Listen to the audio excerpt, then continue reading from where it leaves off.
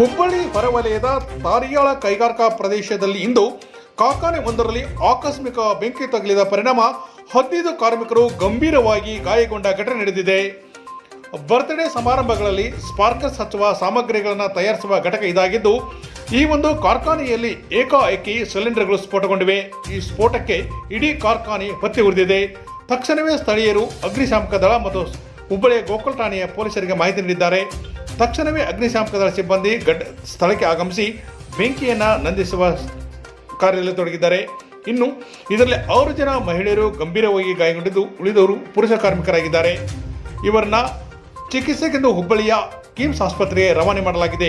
ಇನ್ನೂ ಸಹ ಈ ಒಂದು ಕಾರ್ಖಾನೆಯಲ್ಲಿ ಗಾಯಾಳುಗೊಂಡ ಕಾರ್ಮಿಕರು ಇದ್ದಾರೆ ಎಂದು ಶಂಕೆ ವ್ಯಕ್ತಪಡಿಸಲಾಗಿದೆ.